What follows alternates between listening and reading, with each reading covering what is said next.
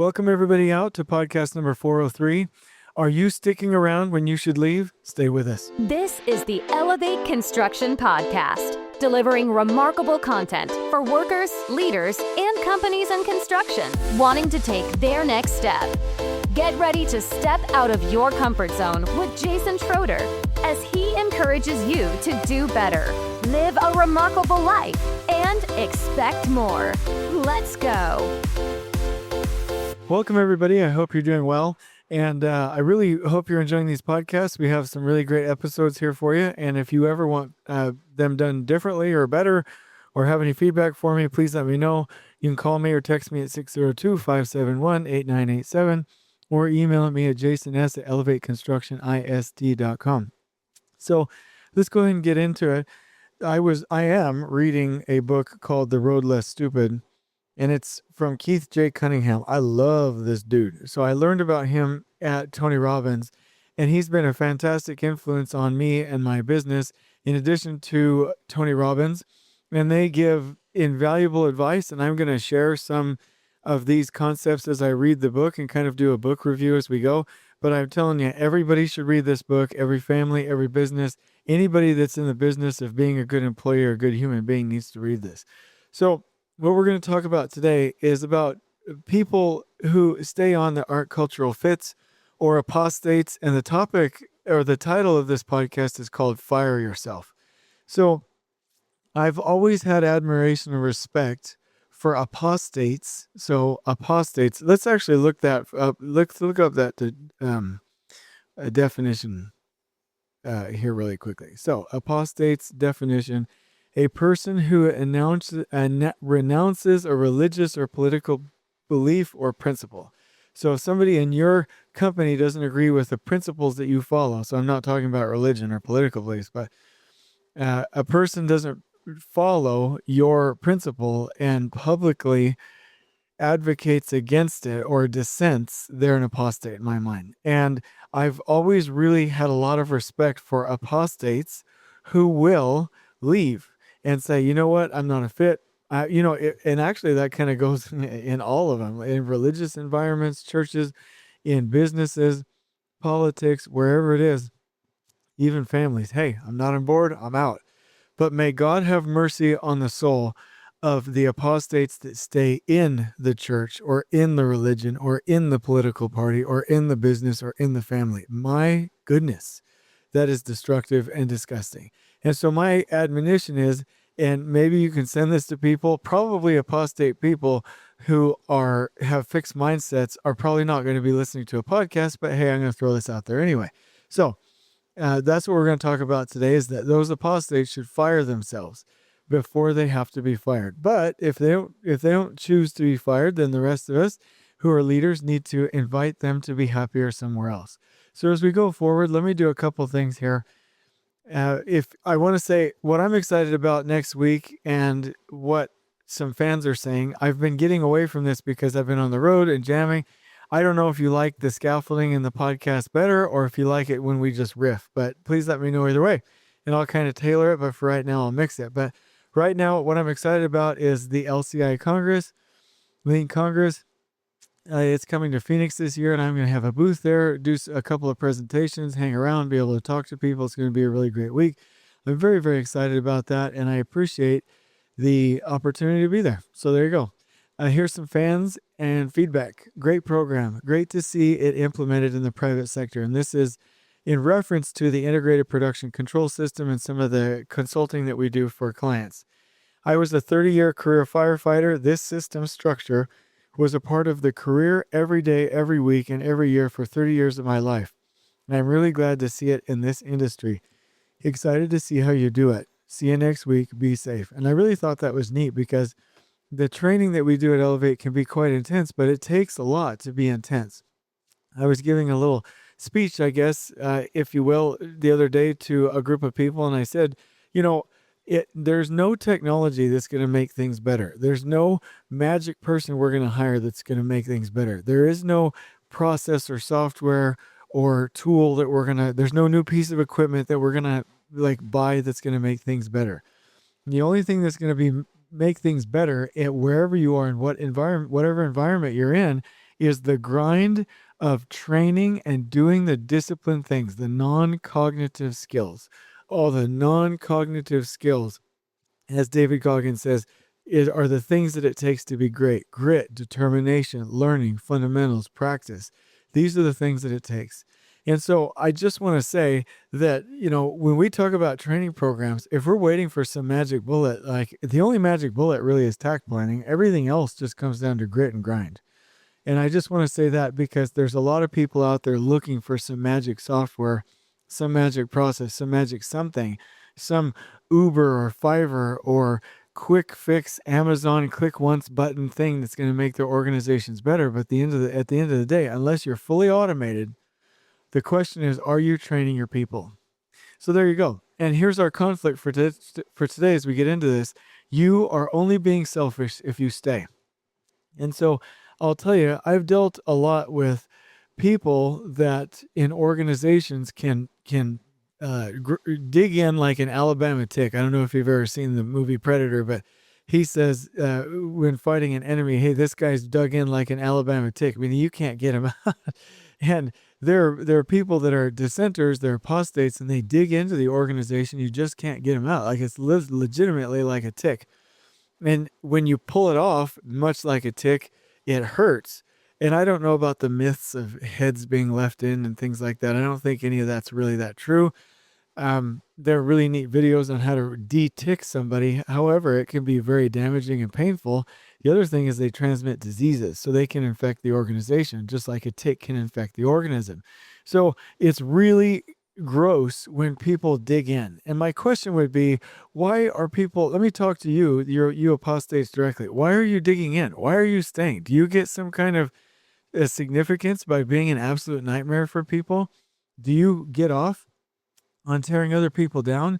Even if you were right that an organization shouldn't be heading in a certain direction and that there is a better way, it's not your organization. It's not your company. It's not your team. It's not your calling. It's not your time. So shut up. What is the purpose of sticking around? Go find somewhere. If you're like eternally miserable, then I can see that. Like if you went to a new organization, then maybe you just cause hell where you went there as well. But if you're in any way, shape, or form reasonable, why not leave and just let people be happy without you? Now, let me be clear. Everybody has worth. There's nobody that would be better off if they were dead. And there isn't hopelessness. I'm not saying leave the world, and I don't want you to take my comments as bullying or disrespectful. I'm saying that you would be happier and healthier somewhere else, or getting your mental opportunities fixed, or at least shutting your mouth and not causing other people trouble. The only real gift that you can give people is to speak out, be vulnerable, say I'm having a hard time and I need some help and I need to get back on board, or to shut up. But the worst thing you could do is tear everybody down. Now, it happens in every organization, right? Especially when you have cultural change. And I would admonish people in organizations and companies, do not engage in cultural change unless you're ready for a fight.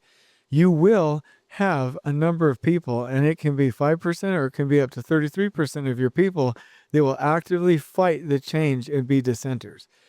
And so probably about 1 to 5%, maybe 10% wherever you are people that are just not going to make it. They're just not going to fit. They're going to choose to go somewhere else. And so my message to them is, why stay? Why stay? Are you a cultural fit? And that's a really good question. And so there's a couple of things from the book. And this stuff that I'm talking about isn't from the book, but here are some reflections that are specifically there. The key to a great culture is creating and fostering a never-ending conversation about the rules of the game. The rules define the boundaries or guardrails so that everyone knows exactly how to act, how to communicate, and how to treat each other. Culture, not a value statement, is the key to high performance and becoming the employer of choice. So I really like that. And if you know that you are not a cultural fit, if you know that you do not fit within the boundaries and guardrails, if you know that you're not now heading in the same direction as the organization, why stay? I recall all the time the conversation that Brandon Montero and I had about relationships, that If you're heading in the same direction, almost any annoyance, as long as it's not something major, like adultery or abuse or things like that, almost any small annoyance is worth the time as long as you're heading in the same direction. But if you and your partner are not heading in the same direction, then almost any step or annoyance is a waste of your time. It all comes down to where are you going. So if you know now that your company is heading in a different direction, or if you have the mistaken concept that you can change that company through your dissension, then I would say you've got to jump off. So here's some questions, and this is a direct quote from the book. If you can commit to and live with the following principles, then you are the type of person who will be successful and help our company thrive. If you feel this level of engagement is not right for you, or that you're not willing or able to participate with us at this level, we are not a good fit for you. Our expectation is that you will take the steps necessary to do what you say you are going to do and be accountable for your actions. In other words, live above the line. We understand that not every person is ready for this level of performance, and we appreciate the honesty of those who decide this is not the right place for them. On the other hand, you would make an ideal candidate to join our company if you are willing to commit to the following above-the-line principles. Accountability. See it, own it, solve it, do it. Become part of the solution. Respect for others and their feelings. Act now. Ask the question, what else can I do? Ask the questions, what coaching do you have for me and what can I do better? Personal ownership and pride. Reject the average. Show others that you care. And so that is the key right there. So when I read that, first of all, this is on page 44. It's in the chapter Culture is King. You get what you tolerate. And it's the book, The Road Less Stupid by Keith Cunningham. Absolutely fantastic stuff here. And so I would just say that if anybody listening to this, or if any of the dissenters in an organization can hear this and not be on board and be grumpy and pissed off and have like some crusade, why not just quit? Why not fire yourself? I can say one time, and I'll give you a personal story. So I should have started with the story, but I didn't. I apologize. But I was in an organization one time where they prioritized the customers over employees, and they prioritized customers and crash-landed schedules instead of safety and treating their people right. And after a while of saying, hey, I believe this is where we should go, I believe this is where we should go, I realized that we just were not heading in the same direction. And so I fired myself. I said, you know what, this isn't a good fit.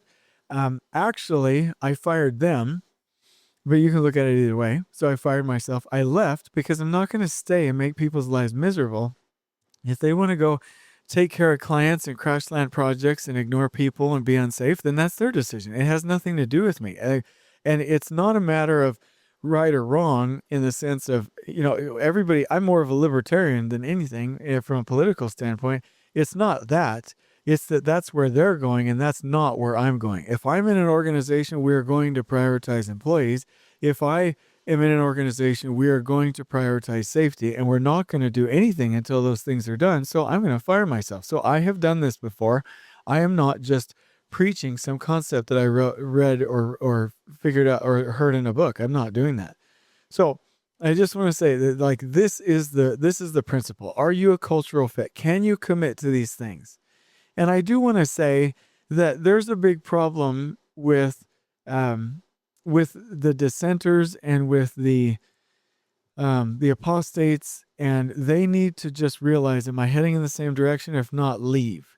But there's also another group of people, and I've been struggling and striving to figure out why the newer generations are being criticized so much. And I think I might have a solution. I'm not giving this to you as dogma. I'm not I'm not giving this to you as 100% like this is fact. I'm not. I'm telling you that right now this is as far as I've come. Is that we, from a generational standpoint, so like I was told by my parents, not good enough, not good enough, not good enough. A lot of my friends, it was the same way. Now that creates a lot of mental anguish and self-worth issues and dependency and all kinds of stuff. But for some of us, we were like, oh, it's not good enough. Well, let me step it up. And we became really bad cuss word. Well, let me see if I've got this. Hold on a minute. Maybe I don't have this. I was going to try and, no, maybe I do have it. Let me do this. I was a bad worker. Like I was the bone, like chiseled. Like I like freaking worked harder than anybody around me. In fact, people would say, and I grew up with Mexican workers, and I love them, and I'm not racist or ethnic at all, in any way, shape, or form in that regard. They were like, "You're the fastest white boy I've ever seen in my life." Like that came from my dad shaming me and saying that I wasn't good enough. So there's negatives and positives that come from that, right? So hey, all good, all good. But now the newer generations are getting wiser and say, you can catch more flies with honey. Let's be more positive. Build people up. Let's tell them they're special, right? But there's a difference between you having innate worth from a divine perspective and what you do having worth. Meaning that I think kids are like, oh yeah, my parents told me I was special. I got straight A's. I just went through college. I know everything. Yeah, I can do business marketing. I can do your engineering. I can do drafting. I can do it. No, you can't. Not for another 10 or 15 years. You can't. You need to go learn how to do these things. College didn't teach you anything, and you don't know anything. You don't know. Like, you need to calm down, right? But the problem is with the newer generations is they've mixed their innate self and divine worth, their self-esteem, with what they are providing as a service having worth. And there are people that are wonderful, loving human beings that have innate and eternal and divine worth that are doing really stupid, disgusting things that have no worth. And I think we've mixed those things up. And so now we have in the newer generations a fixed mindset. And I'm not here to criticize y'all. I'm here to help. If you are in the new generation and you're like, yeah, my parents told me I was special, and so now I can do anything and I can be anything, and anything that I do, whether it's good or not, you should just praise and give me praise for because that's what my parents did. That's not how life works. There's something called primary and secondary happiness. And I read this in a book called Smart Love. Katie and I started reading this when we were raising children and we wanted to do a better job. And basically the premise is there's primary happiness, right? Which comes from God, or your sense of being, or your sense of self, right? Wherever it comes, nature, wherever you get it, right? And then there's secondary happiness, what other people think of you, right? Your circumstances. And we can't mix the two up. So absolutely parents should teach primary happiness. But all of the people coming out of college and coming out of school and like starting jobs should realize they have zero secondary happiness or zero secondary worth in the marketplace until they prove themselves. We've got to separate these things. So, should you go home and feel whole and happy that God loves you? Yes. Should you feel like you have the ability to do anything if you put your mind to it? Yes. Should you always know that you have innate divine self-worth and that you belong on this planet and that you should never leave if you have the choice to do so? Absolutely. Should you always be able to have enough self-love and self-acceptance and self-confidence to live your life? Yes. Should you automatically assume that at work everything that you do is automatically right? No. Should you automatically assume that you know what you need to in a position? No. You need to work some time and become a master of something, right? This sounds arrogant, but I don't mean it like this.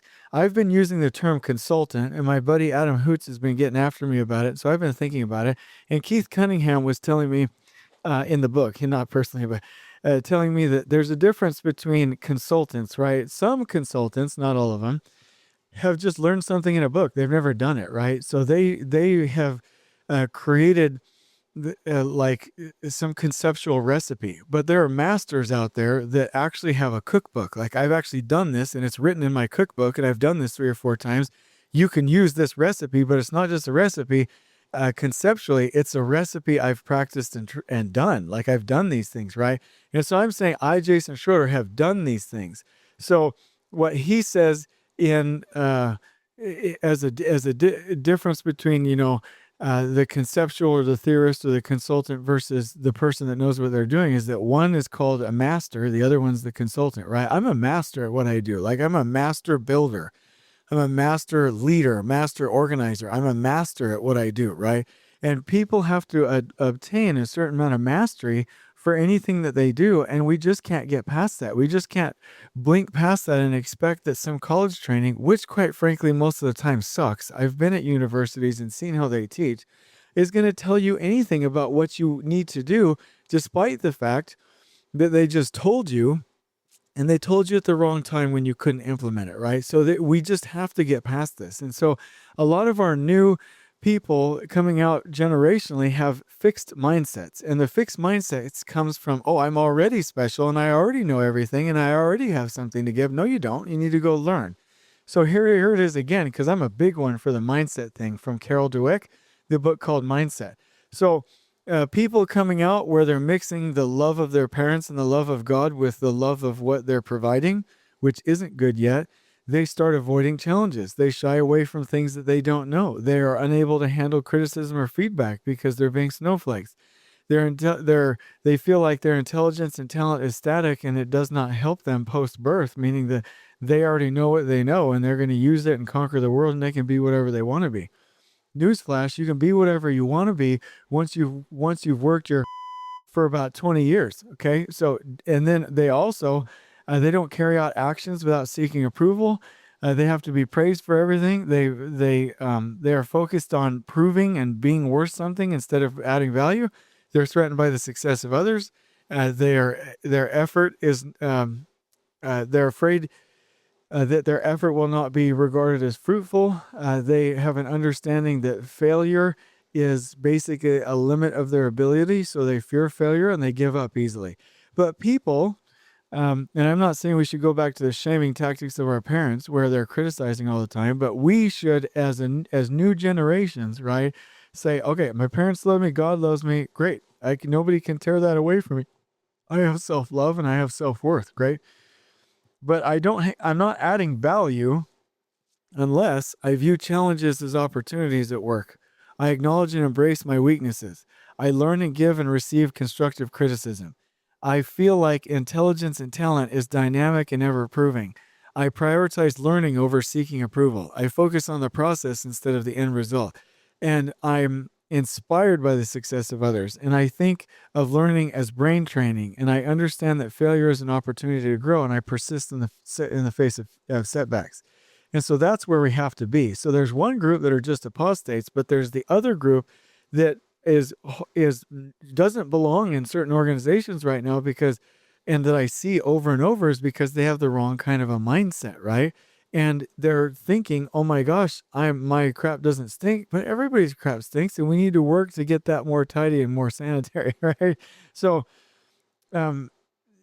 basically there's a difference between you having worth and what you are adding in the workplace having value. You need to separate those two things. There's a difference between primary and secondary happiness. So for the second group, if you don't have the right mindset to learn, and if you're stuck in that, I'm arrogant and I know everything, why not fire yourself? Why not just go? Why don't you just go away and find somewhere where they want people that are stubborn and only know what they learned in college or think that they came up with as a teenager and that never want to progress? Why don't you go somewhere else and stop making people's lives miserable? Now, anybody who listening to this podcast might think that I'm being a little bit rude.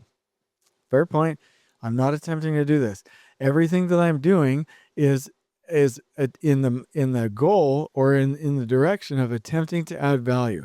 I'm saying that if you have a fixed mindset, or if you're an apostate, or if you're not heading in the same direction, and you can't agree to those things that are on page 44 of Keith Cunningham's book, then do not make those people's lives harder. I was thinking about Zappos, that after a while, if they're not, I think it's after a certain term of employment, they offer their employees money to quit. I will give you a couple $1,000, $5,000, $7,000 to quit, whatever it was when I read the book. I think it was in originals. I'll have to go back and check that. But anyway, Zappos offers them money to quit, to make the decision easier in case they're not a cultural fit. If you stay at a company and you have a fixed mindset, if you stay at a company and you are an apostate, if you stay and you are a dissenter, if you stay and you are not a cultural fit, you are being selfish. You are only thinking of the money. You are only thinking of your security, and selfishness will only get you misery and loneliness and disease and destruction and all of the bad things in life. You need to say, you know what? I'm going to actually just there's a really funny Key and Peele, gosh, I shouldn't reference this. People are going to get mad at me, but there's a really funny Key and Peele skit where one of them's accusing the other, oh, you're persecuting me, oh, you don't like this or whatever, and then it turns out at the end of the video, the other guy has the same it has the same preferences and opinions and things like that. It's just he's not flamboyant. And at the end of the video, he's like, "Oh, I'm not being persecuted. I'm just a hole." You know what I mean? Like, I'm just. So it's a really funny video. So if you want that video and you want a good laugh, text me individually. I'm not sure that it's like safe politically to like share the video, but they're freaking funny. But anyway, so the point is, you're not being persecuted. You're just an a-hole. Like just realize this. Like you're not put upon. You're just an a-hole, and you just need to leave, right? You just need to fire yourself or leave and be happier somewhere else where they welcome with open arms a-holes. And that's my point. So I'm saying this to you, all of you a-holes, all of you dissenters and apostates and fixed mindset people out there, because I love you and I want you to succeed somewhere, like in a government job or somewhere where they don't care about performance.